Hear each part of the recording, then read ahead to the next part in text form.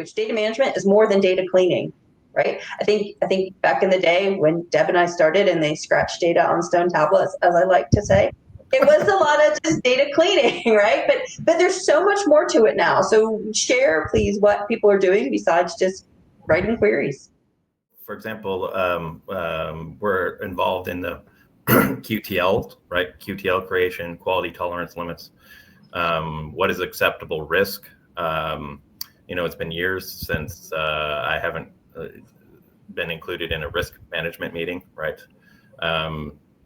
Because it always ends up, they don't include us in the beginning, and then they realize as soon as they get into the data cleaning bit that they've neglected some of those potential risks, right? Oops, we didn't get that data from vendor X or those sorts of things. It's also making there's a fair amount of UAT, right? I've done UAT in ePro systems, IRT systems, right? It's been long known that those systems are a little bit too complicated for one person to test out by themselves, right? Some individual on ClinOps, that sort of thing, to look through their specs. So yeah, we do all these things that are peripheral to the data cleaning as well. And I would even add, like, one of the big things that some of my teams have not realized is we're looking at audit trails to see if there's something jumping out where the system's not working the way it should be working, or someone's in there that shouldn't be in there, or they're touching data that they shouldn't be in. And I know with the latest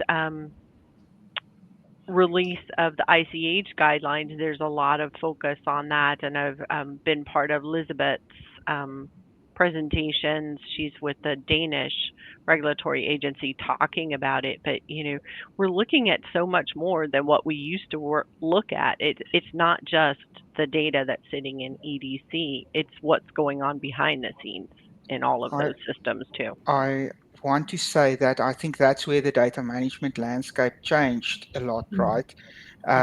We are actually, everything we see is not resulting in a query anymore.